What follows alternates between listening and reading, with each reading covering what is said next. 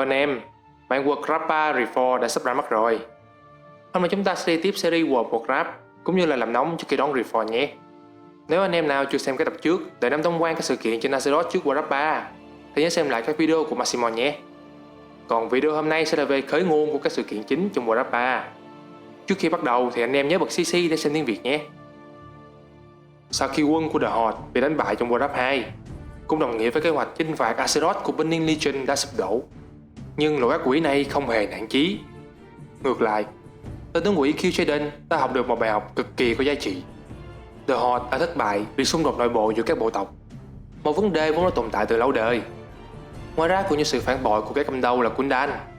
Đây là điều mà Kil'jaeden không ngờ tới nhất. Vì thế, cuộc chinh phạt Azeroth lần kế tiếp của Legion nhất quyết không được phép lặp lại những sai lầm đó nữa. Bộ não nham hiểm của Kil'jaeden lóe lên một suy nghĩ về một kế hoạch vô cùng điên rồ. Đó là tạo nên một đội quân mới gồm những con rối hoàn toàn phục tùng và bị trói buộc ý chí với Legion. Tất cả những gì gã cần là một linh hồn hùng mạnh có kỹ năng và kinh nghiệm trong nghệ thuật thao túng ma pháp để kiểm soát chúng. Và tại hành tinh Draenor này đã tàn vỡ, có thứ mà Kil'jaeden đang tìm. Hẳn các anh em vẫn còn nhớ tới Ner'zhul, Shaman tối cao của tộc Orc chứ. Sau khi bị thằng đệ Gul'dan soán ngôi, Ner'zhul ở lại Draenor cho đến khi hành tinh này không còn phù hợp cho tộc Orc sinh sống nữa. Ông quyết định mở một vài cánh cổng mới tới các hành tinh khác để cứu dân tộc và cứu chính mình. Nhưng khi ông dắt theo các thân cận của mình đi qua một cánh cổng thì xui xẻo thay, cánh cổng đã dẫn tới Twisting Leader, lãnh địa của loài quỷ. Và chờ sẵn ở phía lối ra chính là đám thuộc hạ thân tín của Kil'jaeden, 5 tên Dreadlord độc ác. Bọn chúng gồm có Tychondrius, Vanessa, Detheroc, Manganis và Varimanras. Chúng thay phiên nhau tra tấn Ner'zhul tội nghiệp. Cơ thể của vị Shaman già bị xé ra từng mảnh một, còn phần linh hồn thì bị giữ lại và giam vào một cái mũ sắt có tên là Hive of Domination. Bộ giáp Domination này từ đám Dreadlord tạo ra, cùng với thanh kiếm Frostmourne chữ danh. Và theo những thông tin mới nhất từ bản mở rộng Shadowlands, thì bộ giáp này được tạo ra từ Forge of Domination. Sau khi nhốt linh hồn khốn khổ của Ner'zhul vào cái mũ, chúng niêm phong bộ giáp vào một khối băng cứng như kim cương để phục vụ cho mưu đồ của chủ nhân. Kil'jaeden mở một cánh cổng nhỏ từ Twisted Nether tới Azeroth, vừa đủ để thả tảng băng chứa linh hồn của Ner'zhul từ trên bầu trời rơi xuống trung tâm của lục địa phủ đầy tuyết ở cực bắc tên là Northrend. Đám đại chân Dreadlord cũng được gửi đi cùng để hỗ trợ và giám sát Ner'zhul thực hiện kế hoạch của Kil'jaeden. Đây cũng chính là sự ra đời của Lich King, thi vương đầu tiên. Và với sự giúp sức của đám Dreadlord, Lich King đã cho xây dựng thành trì bao quanh mình để đảm bảo rằng không có kẻ nào có thể tiếp cận được bộ giáp. Lich King bắt đầu chiến dịch thâu tóm toàn bộ Northrend dưới sự kiểm soát của mình. Hàng loạt chủng tộc bị buộc phải đầu hàng Lich King hoặc là bị giết rồi trở thành xác sống vô hồn. Trong số đó có thể kể đến như là Cho'Bang, Raccoon và tộc Nerubian đều nằm dưới sự kiểm soát của Lich King. Cho nên, tuy chưa tới Azeroth bao lâu, nhưng tên thi vương này đã có một lực lượng quân đội rất đông và nguy hiểm. Quan trọng là sẵn sàng liều mạng để thực thi mệnh lệnh của hắn. Nhưng chỉ có như vậy thì chưa đủ để xâm lược các vương quốc hùng mạnh ở Azeroth hay đánh bại những anh hùng nổi tiếng với ý chí chiến đấu vô cùng mạnh mẽ. Ngoài ra, tham vọng của Lich King Ner'zhul rất lớn. Hắn không chỉ muốn xâm lược các vương quốc ở Azeroth theo mệnh lệnh của tên Kil'jaeden. Cái hắn muốn là đứng đầu một đội quân, mà quan trọng nhất là không phải chịu bất kỳ sự kiểm soát của bất cứ thằng nào cả. Để làm được như vậy, Ner'zhul phải tìm ra những thuộc hạ mạnh mẽ và trung thành. Những con cờ sẽ giúp cho hắn triệt hạ đám Dreadlord đang giám sát mình. Lúc này, ở kinh đô phép thuật Dalaran, có một pháp sư tài giỏi tên là Kerusat. Khi Winhord tấn công Dalaran, Kerusat đã tận mắt chứng kiến sức mạnh áp đảo của Death Knight bên phía The Horde trong cuộc xâm lược thứ hai. Dù rằng The Horde cuối cùng đã thất bại, nhưng sức mạnh ấy làm Kerusat rất thích thú và bắt đầu đam mê ma thuật Necromancy, thuật chiêu hồn. Kerusat ngày đêm nghiên cứu và chìm đắm trong cái thí nghiệm, bắt đầu bằng việc làm sống lại những con chuột đã chết. Và không may cho hắn, đại pháp sư Antonidas, người đứng đầu của Dalaran, đã phát hiện ra những thí nghiệm này. E sợ rằng điều này sẽ làm mất thanh danh của Dalaran, Antonidas liền ngăn chặn và tịch thu hết dụng cụ thí nghiệm của tên pháp sư sa ngã. Antonidas cảnh báo rằng nếu Kerusat không chịu từ bỏ thứ tà thuật kia thì hắn sẽ bị cắt chức đại pháp sư của mình và bị trục xuất khỏi Dalaran cũng như Lord Darren mãi mãi. Hiểu rằng hậu quả mình phải chịu lớn thế nào, nhưng hắn chấp nhận. Kerusat bỏ lại danh vọng phía sau, bán hết tài sản cũng như rời bỏ hội đồng Grintor và đi khỏi Dalaran để theo đuổi đam mê của mình. Sau nhiều ngày đi bộ dải nắng dầm mưa và lên đên trên biển, cuối cùng Kerusat cũng đến được vùng đất Northrend lạnh giá. với mong muốn rằng Lich King sẽ có thứ mà hắn cần. Khedusat tiến vào tàn tích Azon-Nerub, nơi gã gặp được Anub-Arak, thủ lĩnh của tộc Nerubbian mạnh mẽ, nhưng cũng phải chịu khuất phục với Lich King. Khedusat bắt đầu tin rằng việc đi theo Lich King là một điều đúng đắn. Lich King sẽ ban cho hắn thứ sức mạnh mà hắn hằng mong ước. Đổi lại, hắn sẽ phải phục vụ Thi Vương trọn đời. Sau nhiều tháng rong ruổi trong cái rét thấu xương, cuối cùng Khedusat cũng đã được hang động nơi Lich King ngự tọa. Hắn ta cảm thấy sợ hãi trước đám xác sống xung quanh hang động. Không một dấu hiệu nào phát ra. Chúng mở đường nhờ gã pháp sư đi qua, như thể đang đón chào hắn tới. Trong hang động tối tăm và lạnh lẽo, Khedusat cuối cùng cũng đối diện với tảng băng giam cầm Lich King. Hắn quỳ xuống cầu xin sức mạnh từ Thi Vương và hiến dâng linh hồn mình cho vị chúa tể của cái chết. Hài lòng với tên pháp sư mà mình vừa chiêu mộ được, Lich King ban cho hắn sức mạnh như hắn mong muốn, để đổi lấy lòng trung thành và tận tụy của Khedusat. Sau đó, gã pháp sư sa ngã nhận lệnh từ Lich King trở về Lothderen bằng pháo đài bay Nasramat. Trong suốt 3 năm ở Lothderen, Khedusat hoạt động như danh nghĩa một nhà truyền giáo. Hắn thuyết giảng về niềm hy vọng của một tôn giáo mới.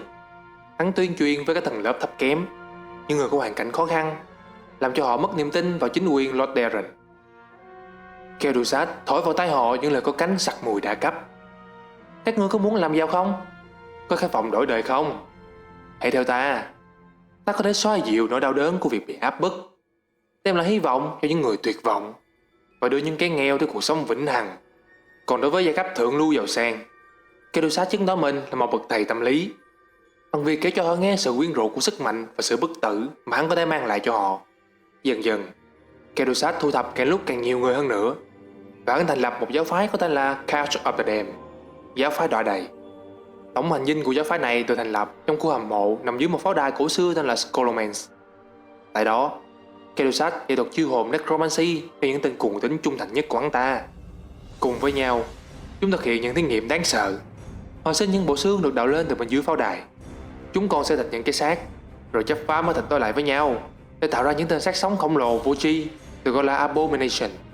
Còn Khedusat thì tập trung vào nhiệm vụ quan trọng nhất, đó là lan truyền dịch bệnh lên các vùng đất của con người. Vì nhiệm vụ này mà hắn đã mang cái vạt chứa bệnh dịch từ chỗ của Lich King về để nghiên cứu. Để có thể lan truyền bệnh dịch hiệu quả, Khedusat đã rải nguồn bệnh vào các kho lúa mì của người dân, tìm cách giữ cho bệnh ủ lâu nhất có thể trước khi việc phát tán hoàn tất. Một kế hoạch hoàn hảo đáng mong chờ của Lich King.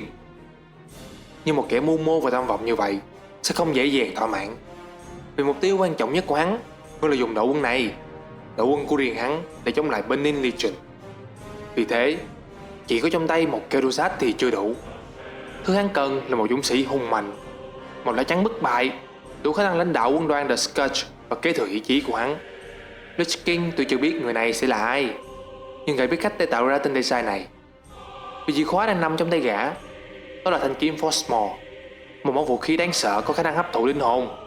Bất cứ kẻ nào cầm thanh kiếm này lên thì sẽ phải phục tùng và bị trói buộc với ý chí của Lich King. Và để cái kiếm tìm được chủ của nó, Lich King phải lợi dụng đến đám Dreadlord bên cạnh mình.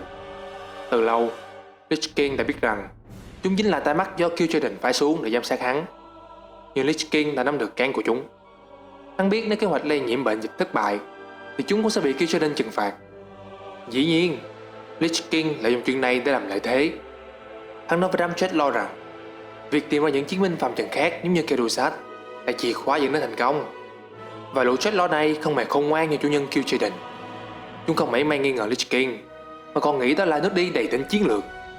Lũ Dreadlord nhiệt tình hợp tác và lên đường tìm kiếm người phù hợp với Frostmaw. Và lúc này ở vương quốc Lothderen, có một người đủ tố chất để làm chủ của Frostmaw. Không ai khác chính là hoàng tử Arthas Menethil, con trai của vua Terenas Menethil đệ nhị.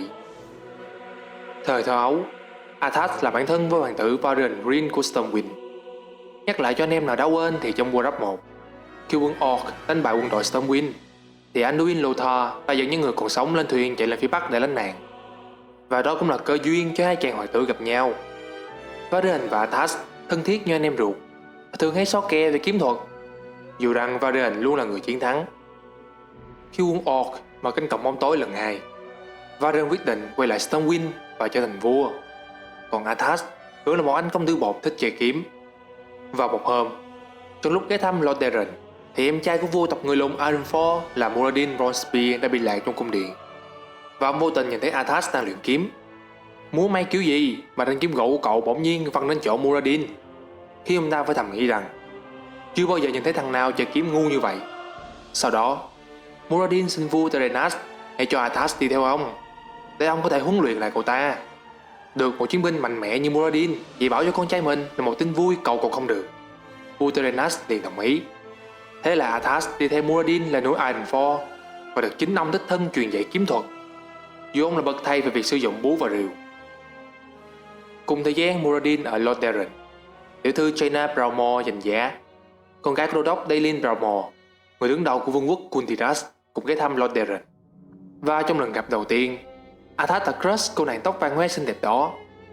Chàng hoàng tử đẹp mã liền thả thính và cả hai nhanh chóng kết bạn, rồi trở nên vô cùng thân thiết ngay sau đó. Nhưng không bao lâu thì họ buộc phải tạm biệt nhau. Nàng thì về dinh, còn chàng thì lên núi đấu kiếm với ông thầy suốt 3 năm. Trở lại quá khứ xa một chút, khi Arthas lên 9 tuổi, cậu được nhà báo nia, gia đình nuôi ngựa cho hoàng tộc, tặng cho một chú ngựa. Con ngựa này rất đặc biệt.